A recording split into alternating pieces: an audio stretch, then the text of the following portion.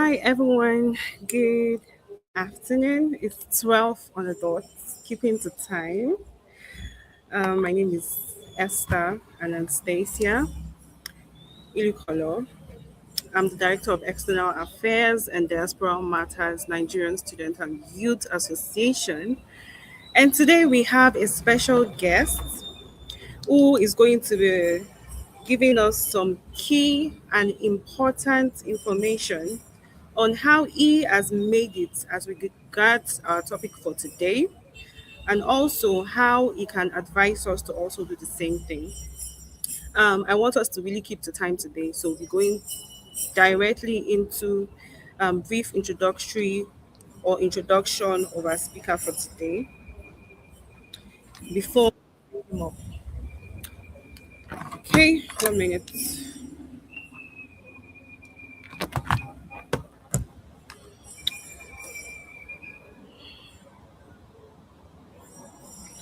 So, if you're live now, can you just confirm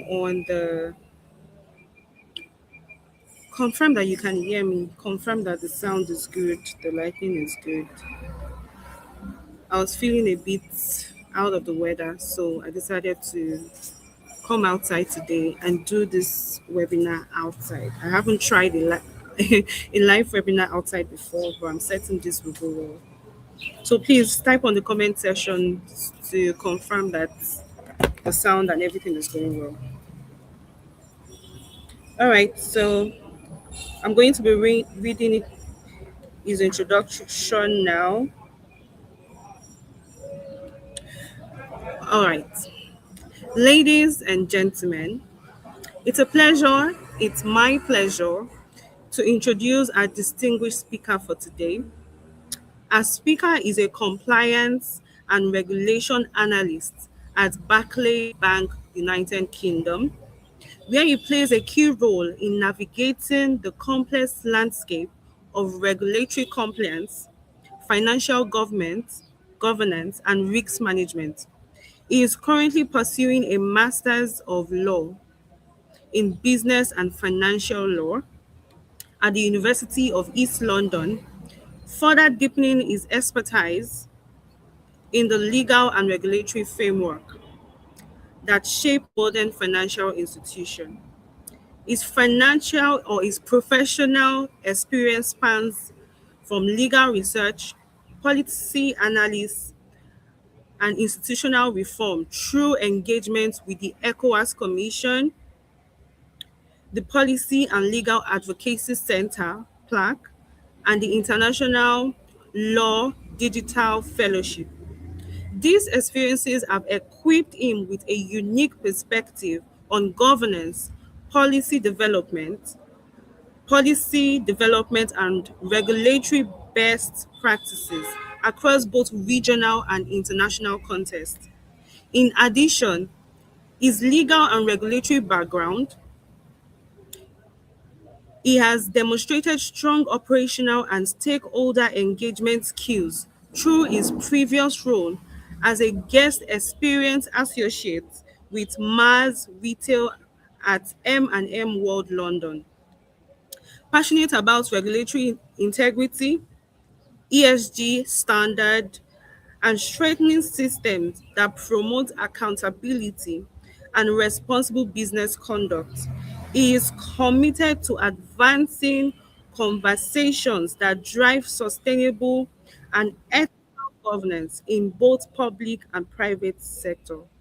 Ladies and gentlemen, boys and girls, distinguished Nigerians and distinguished people all over the world, please help him welcome my friend, my colleague Back at Uniben, he was our honorable speaker and also our guest speaker for today, Honorable Dignity Amegbawu. Oh my gosh, you're sounding wrong. Good morning, good afternoon. How are you? Good morning. You did try with the surname. I I'm tried, right? fine. Yeah, you did. Okay, help me. Pronounce it Is well. a Amenagawon. Ah, I was not Amenagawon. close. Amenagao. Yeah, yes. I want to use my small understanding to give the meaning in English. But I think it's better you do that. So what does it mean in English? What's the meaning of your surname? Uh, it's quite complicated if you want to. I mean, Angan is an abbreviation of Oh, the okay. longer name. So in simple terms, Wow. it means, yeah, in simple terms, it means your blessings. Like when you say Hmm. what is yours will definitely come. Okay, Yeah. okay, okay. So that's That's what it means. amazing. Yeah. Thank you for having our time today. I know you're a very busy person.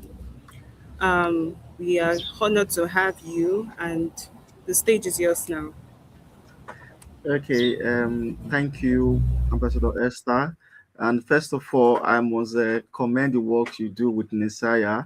I've been following you from time now, for some time now, and I've seen some of the videos and how you are putting in a lot of effort to help Nigerian youths, students as well, to support their personal, educational, and professional goal. I must commend and appreciate you for that effort. I must commend you for that.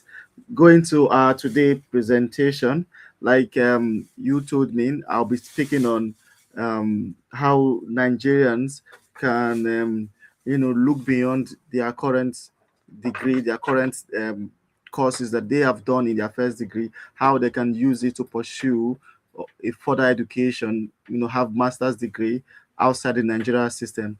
I know that most oftentimes Nigerians feel stuck with their degrees, especially those that are not in professional course or not so popular courses. They feel like that is the end. So today, I believe we'll be able to, or I will be able to put justice to this and help them to know that what you do or what you did in your first degree does not necessarily determine what you are going to further with, or do your masters in postgraduate level.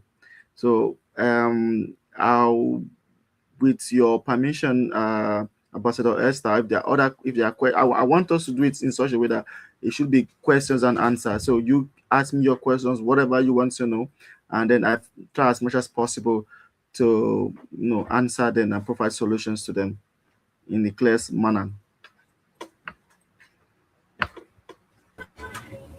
All right, that's fine. Before I go into, I have some questions here, and I'm sure our guests or our viewers right now also have questions. But before we go into those questions, I want us to know you better because I, first one, know that you studied international studies and diplomacy in University of Benin, but now you're all about policy analysis, law, and that's even what you're currently doing in the UK. So, who is Dignity, and how did you transform from being a diplomat to actually practicing diplomacy? Because I know you worked with ECOWAS, I know you worked in the National Assembly, I know you've worked even with the Federal High Court. You did not even mention all of this in your citation, but I know you have done so many things even before you left here. I know you were also in the policy making aspects of governance before you left too. So, who is Dignity exactly? Because you seem to be doing a lot of things. So, tell us a bit about you so that people can also connect some dots between how you are and who you are and who they are. So, Thank you. Basically, you're asking for my life history, but I would like to start off with this statement that there is no one pathway to success. There's no one pathway to success. Like you said, I had my first degree in international studies and diplomacy from University of Benin. Initially, international studies and diplomacy, which is international relations, wasn't my primary course when I was preparing for uni. When I was writing JAM and post I wanted to study law at the University of Benin. But as we all know, UNIBEN gave me international studies. And I didn't let that determine or, break down my motivation for what I want to do or what I want to become. So I actually put through with it, and I also placed on school politics. A defining factor of what led to where I am, led me to where I am today, or what I'm doing today, was my service here. When I went to ECOWAS Commission to do my service. Basically, what I would say is determination and being intentional of what you want to become and what you want to do. It's not just about having plans or having that vision in your head. It's about bringing it to practice.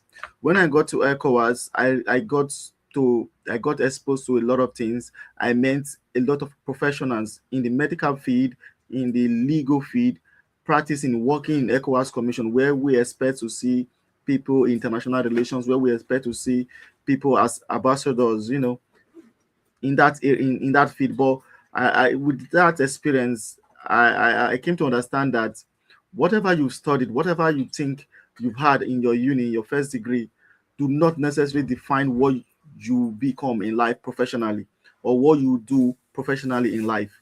So it was after I left ECOWAS, I went to PLAC, Policy and Legal Advocacy Center, through European Union, that I become very more interested in the legal aspects or in the law that I once had during my JAM and post time. Policy and Legal Advocacy Center actually shaped my interest in policy, in law, in regulations. And as at that time as well, that should be around 2023, 2024, I was still in Nigeria. I was working with Policy and Legal Advocacy Center. I was working with European Union as European Union and ECOWAS as a contract staff.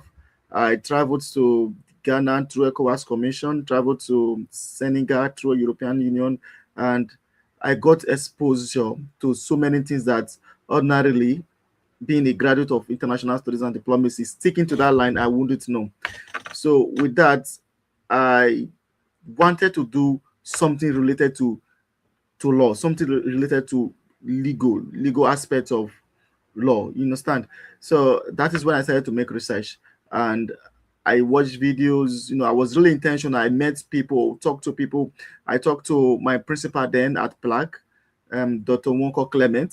So he also advised me, and also talked to some of my lecturers from Uniben that I want to have a master's degree in law, because at that time I wasn't ready to go back to doing bachelor's degree. And I make some applications to universities, and that is why they say information is power. I was ready to get information. I was ready to learn. So I made so much inquiries from even from university in the UK, in Canada, and in the United States. But I wasn't so much interested in the United States because of the immigration policies and everything.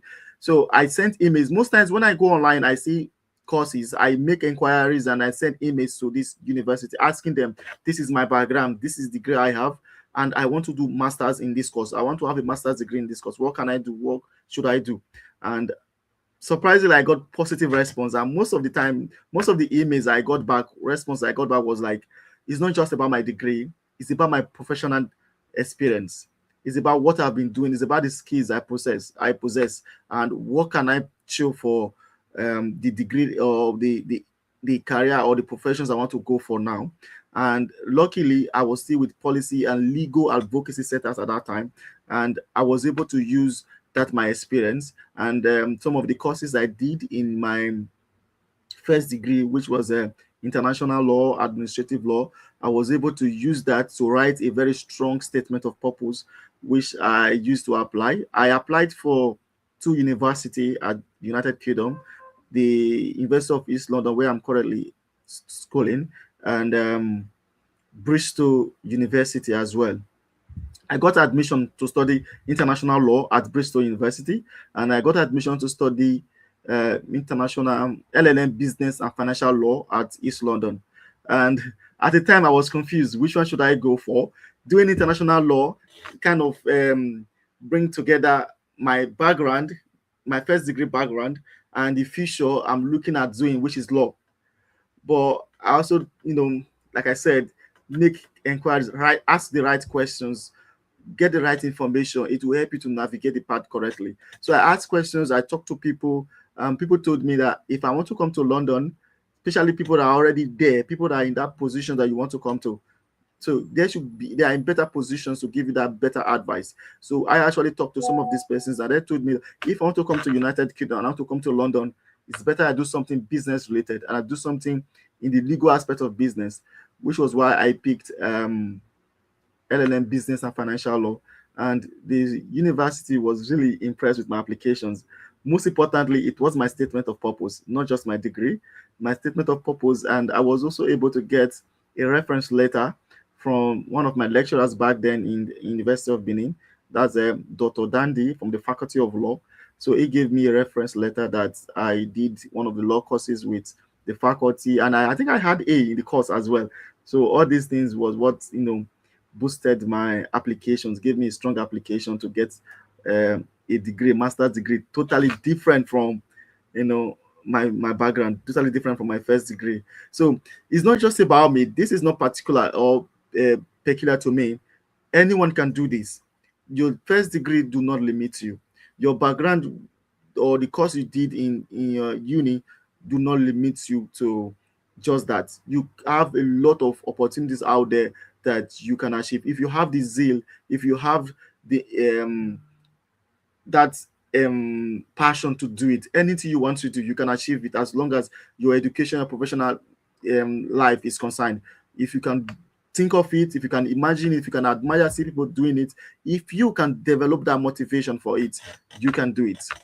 It's just a matter of you having that strong intention to go for it. You can get it.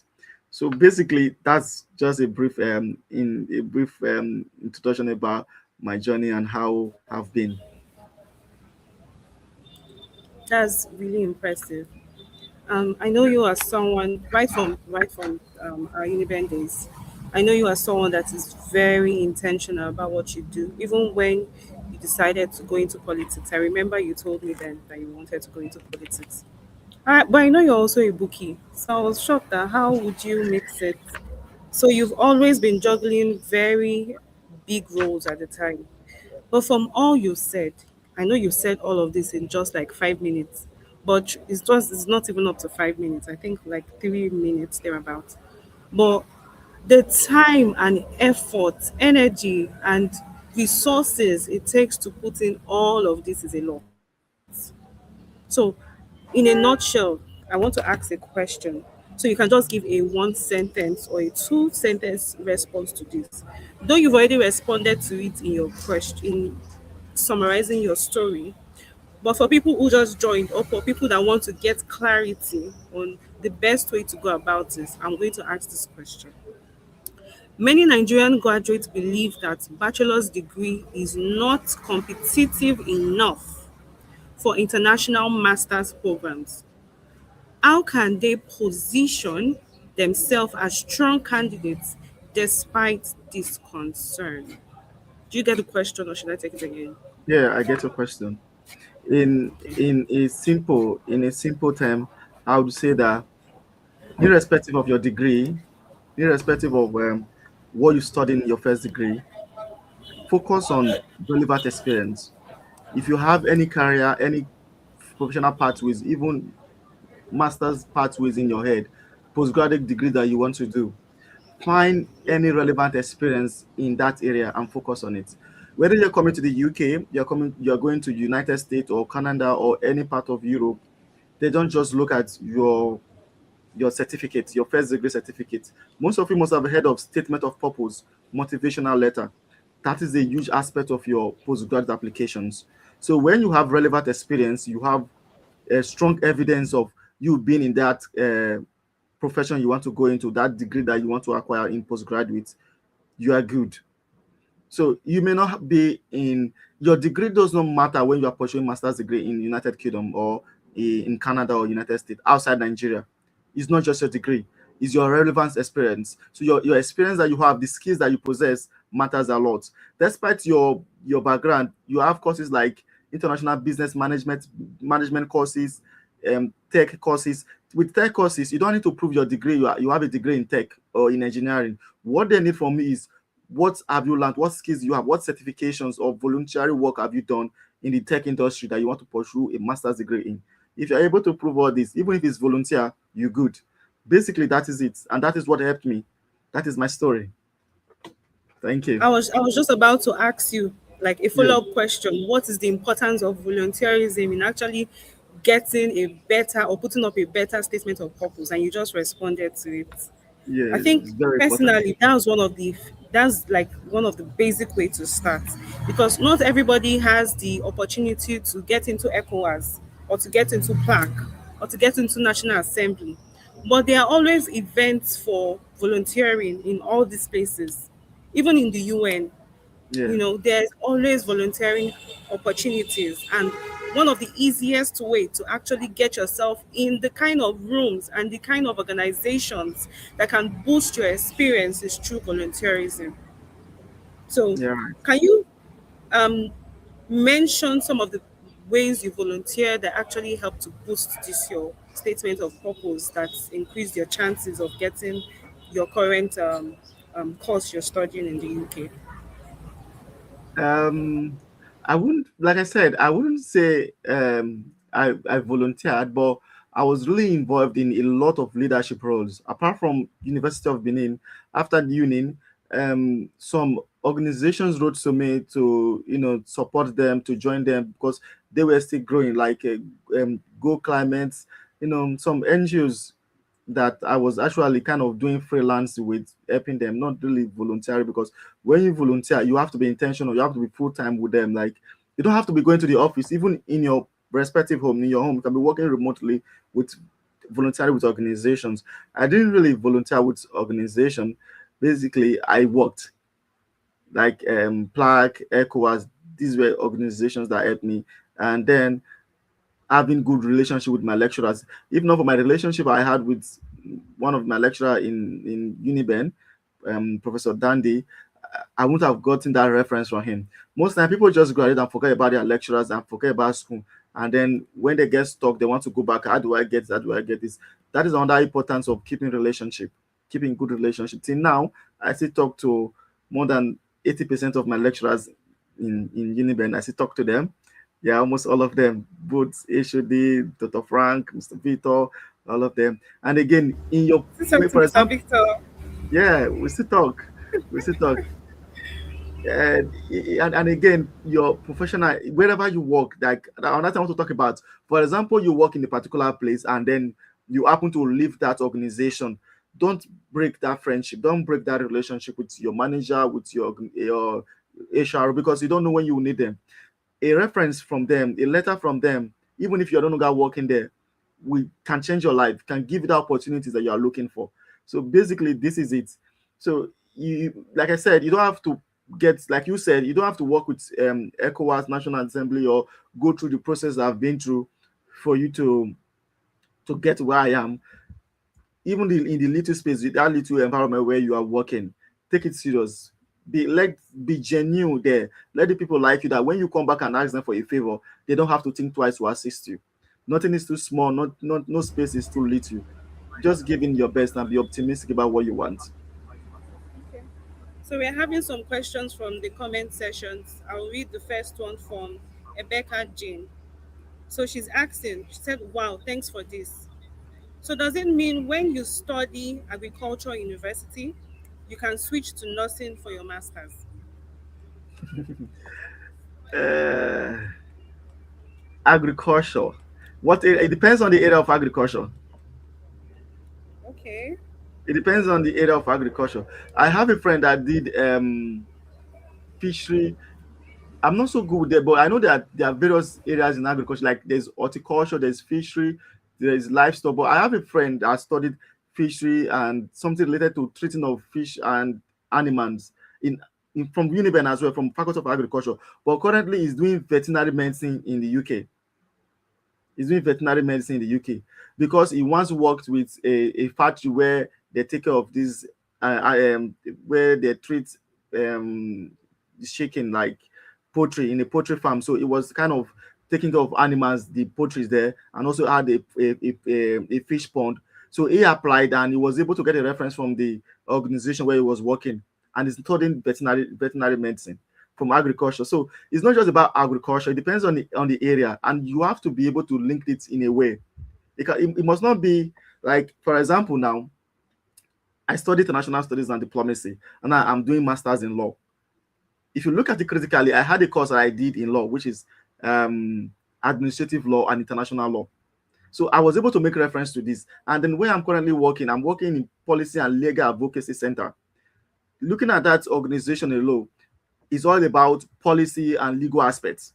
That is an edge already. So if you study agriculture, I don't think there's anyone that just study agriculture as a course. There must be an area that you focus on, a branch that you specialize in. So what area of it are you specializing, and what do you want to study? What area? What's where for example, you are looking at, you study agriculture, you studied let's keep to the fishery and livestock. Now you study fish and livestock in agriculture. You want to go into medicine. You cannot just say because you study that you want to go to, after this seminar you want to go and study medicine and surgery. It's not possible. So you have to look at the link between what you want to go into, what you've been doing, and what you've done. Basically, that's it. It's possible for you to leave agriculture if you study agriculture. You can go to veterinary medicine. It depends on what area you specialize in that agriculture. So, in essence, or in summary, from what I'm getting from what you just said, whatever you study, look for the closest link to what you want to study. Yes, Then use your experience to cement the possibility of getting it. yes. Another example is But you know, um, okay, another example is you can study agriculture, that same livestock this thing, and come to environmental, what do you call it now? I think it's called environmental aspects. Like you can come to sustainability. There's something called sustainability. It talks about the environment, like public health. So you just have to do your research. Because you study agriculture does not mean that you have to remain in the agricultural line. There is environmental sustainability. There is other aspects of that has to do with life and agriculture that you can go into, she said not so just soil agriculture. science. Soil Okay, it studies science. soil science. Yeah, you can then from soil science you can come to you definitely, it depends on what you've been doing. If you study soil science, it depends on what you've been doing over time. With that soil science, you can move to some parts of engineering, like what do you call these people? Like I have a friend that's currently doing that now in Abuja, like survey, survey is part of engineering.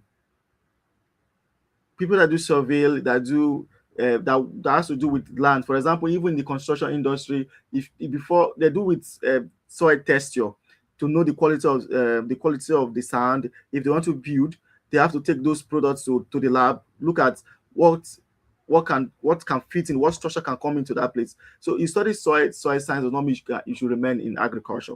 You can move from agriculture to some aspect of engineering, like survey or surveyor, whatever they call it. All Yeah. right, thank you. The next question we have here is from Enoge. It says, what kept you going even on hard days when your dreams seemed hard to reach? I like that. I want to know too. Um, there's something I've not talked about on this call. There's something I've not talked about. Well, I feel like I should use this opportunity to talk about it if the time will allow. What I would say is, apart from I've been talking about your intention, genuine, being motivated. Another thing is your friends, the clique you keep. Like, if for example you keep, I don't know how to put it. I feel like what kept me motivated was people around me. I don't want to talk about Otsemu or Mendel or those people in the political office that have gone out after leaving, after doing politics in Uniben. I feel like the circle you keep, even when I was in Abuja, when I saw people my age, people within my bracket in ECOWAS having full time, because I was never a full time staff in ECOWAS, I was always motivated. I made a lot of applications and let me jump to this. When I applied to University of East London, the school fees was 70,000 pounds, and that is over 35 million naira, which at that time I did not have in my bank. And then I needed the funding. I applied to for so many funding that I kept getting rejection. Like anytime I receive an email, I know it's rejection. And then that was when a friend of mine told me about NEDC scholarship that I applied for. And when I wanted to apply, I saw areas of what do you call it now? Like the areas that they wanted, they wanted 5 areas of five areas, which is medicine, law, agriculture, engineering, and environmental. And my background was not there. And they say you must have degree in this area. And even if you are able to maneuver yourself, maneuver your way to get the application done, you are going to write exam. You are going to do interview. And this interview are going to come from these areas I've listed out. I applied the first time in 2022. I wrote the exam, I did not pass. I applied in 2023. I got to interview and I didn't pass the interview. It was in 2024 that I applied again and I told my friend about it. If we have listeners here from University of Benin, they will know of Abida Israel. I believe yeah, you know it, Ambassador Esther. You know him. I talked to him and he took me on a coaching class for 3 weeks on law. For 3 weeks, I was ready to dedicate myself because I was very down. I've like given up that I can't get the scholarship, I can't get this funding because the questions, the interview are legal aspect of law, practical aspect of law. How do you expect me to pass the interview? How do you expect me to pass the exam? Even if I pass the exam, how do I pass the interview when I'm not a practicing lawyer in Nigeria? And you are seeing professors asking you questions, expecting you to argue as if you are a qualified lawyer. So Abida actually taught me, and I was willing to learn because I've seen the failure He I've taught you faced. for free. He taught you for free. That's why I talk about friend. He's my friend. He taught me for free. Oh He taught me wow. for free. He's my friend. Like we've known for a long time. So that's why I talk about the quality of friends you keep, the kind of friendship you keep. People that should motivate you. You know, it's not people that you look like if the person not make and how can I make it? No, look, I have people that they are doing well to motivate you to also do well as well. It taught me for free because we are friends, and it just gave me some key things I should know and how to answer interview questions and how to pose as if you know these things very well. And which I did in 2025. I applied again in 2025, which was my fourth time, and God helping me, I got it, which was what helped me in my funding. So when you were down, don't just remain down. Like look for ways out, always look for solutions out, and have the right people around you, have the right motivation around you. Always look at the good aspects. What if you have gotten that applications? What if you have gotten that opportunity? Don't always look at the rejection. Don't always look at where you are, what you are facing. Always look at the other side. What if the result have turned out good? You know. So that have always been what kept me going and kept me up whenever I'm down.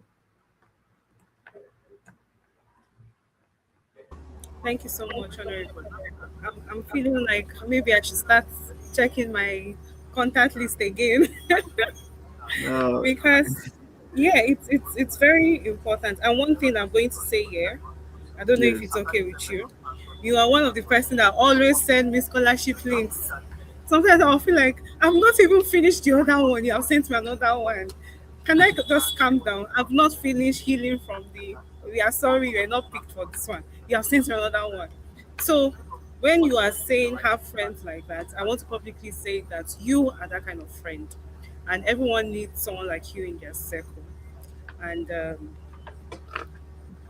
thank you for being so real. That's one thing I noticed about you. You're not the talking type. Honestly, I know that. But you have been very real from the beginning of this webinar, and this is what we need. We need people that are not afraid to tell even when they are going south, but they Yeah. also are willing to share information. Yeah. So, one thing I want you to do now um, to help us, we that we are still in Nigeria, that want to come there. I know you've given us the practical step you used, but we also need the avenue to be able to have this kind of scholarship links, you know. And aside from the links, just like you said, we need those kind of circle. So if you're in any group, any WhatsApp group, anything that you know that you can, I want you on your own to give something to one of the people that are active right now on this live. So I'm going to check it. I know you might not be active there. So randomly going to call somebody. Then you will choose what you want to give to the person. Is that okay with you? Let's see how it goes. Okay, okay. So let me open and call just one name. I'm not going to be biased. I'm going to look at The person that has commented the most, we have comment from Francis EI, we have from Sydney, we have from Queen Bera, we have from Francis again. So Francis has two. We have from Real Ambassador Tina, we have from Becca Jane, we have from Enogil Osais, we have from Rebecca Jane. So Rebecca Jane and Francis have two now. We have from Enoge Osas. Enoge Osas has two. So we have three people now. And the last is Rebecca Jane. So Rebecca Jane has been the one to give the most comments. So Okay. because of that, Rebecca Jane is the one that is going to get whatever you choose to give to her right now. So speak to Jane and let her know what honorable dignity is ready to give her. Thank you very much. Um, is it possible to know what is her line, what profession she like, a degree, or Okay, what she's interested in? I think she's in sciences because she was the one who asked the question about somebody else is asking what am I getting royalty. I think she's in science. She's She's one. in Is she the one science. in agricultural science? Yeah, she was the one who asked that question. Okay.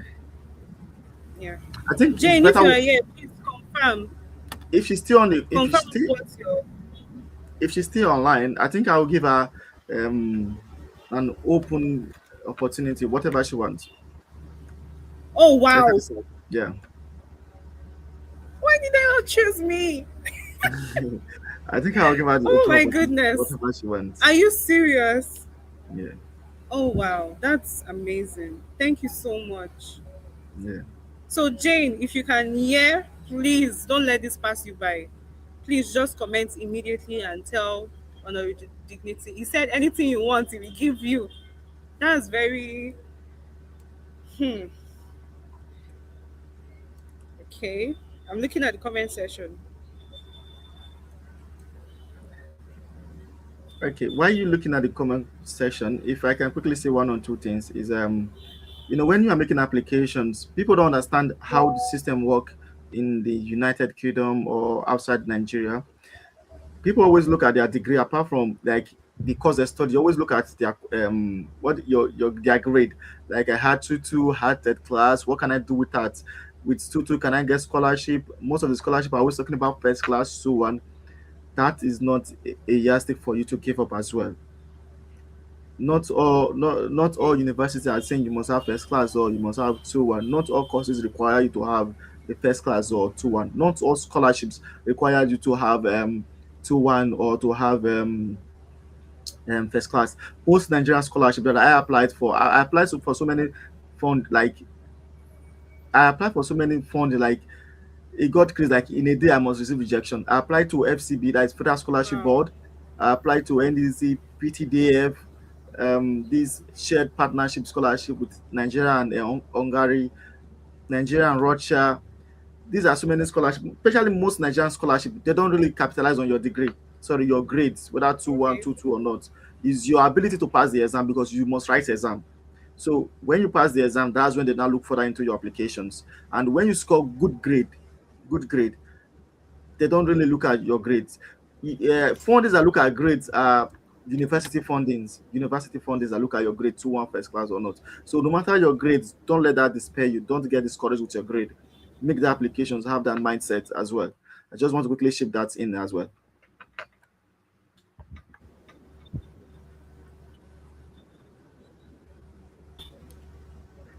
So are you sure you can get a scholarship with a 2-2 for a third class? Yes, you can get a scholarship with tutu. Did you hear what For I said? those You can? with tutu, you can with tutu, but not with no, I don't think with a third class because postgraduate program for third class are limited. So not all postgraduate programs you can do with a third class. Not all postgraduate programs can do with third class, Okay. but with a tutu, you can get Nigerian scholarship like the PTDS scholarship, NDDC scholarship, and so many other federal government scholarship, so many other scholarship that you can get with a tutu.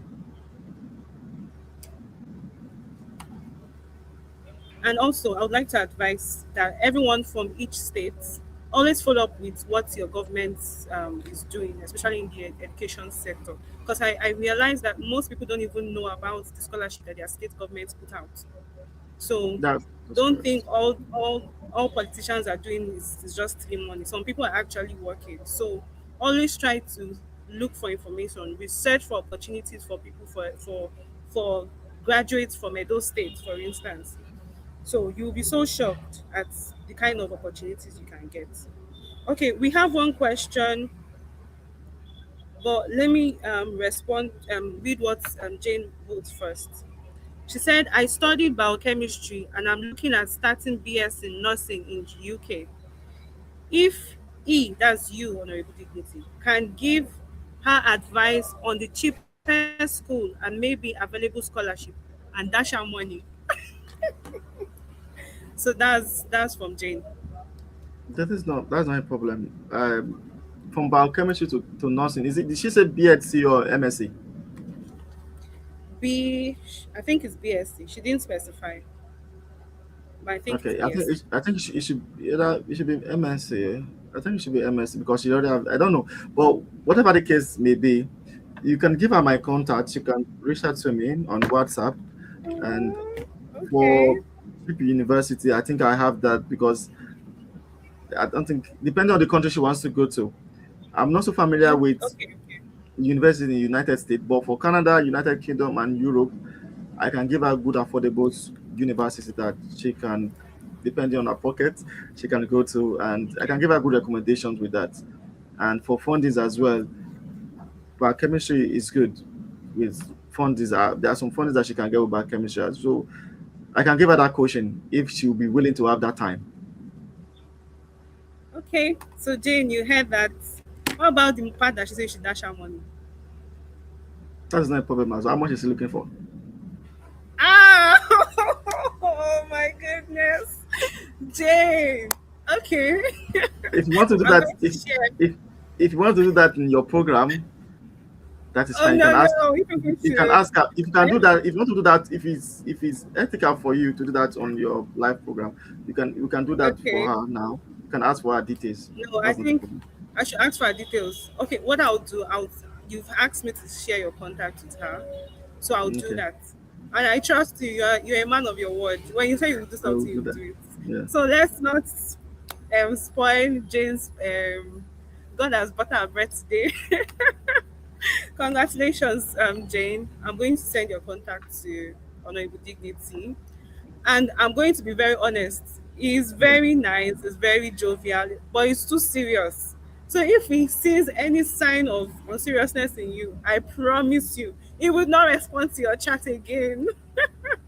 So this is me saying, please take advantage of this opportunity very well once you start communicating with him. And thank you so much, Honorable Dignity. So before we round up, let's just take just one more question. Is that okay? I know this is way more than the time we said. So the question is from Francis EI. My question is, apart from mass communication that I studied in my undergraduate program, can I still go further to study social works in my master's degree program? Yeah. My course rep studied international studies and diplomacy. She's although I also assisted her, but she's currently in the UK studying social work.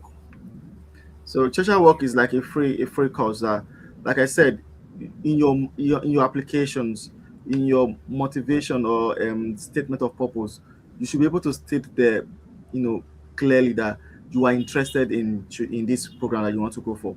Maybe you've done some stuff before that is related to the course. This is what you've done. This is what you've done. Get at least just one reference, you can get it.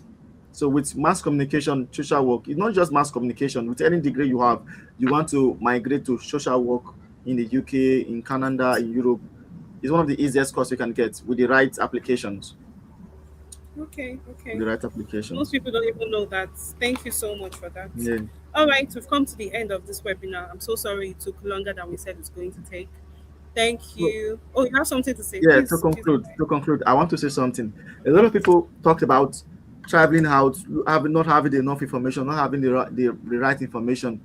Some of them, since they graduated, they don't have their transcripts, they don't have their certificate, they don't have good CV. The CV you use in applying for teaching, applying for normal roles in Nigeria is not what you use to make postgraduate applications.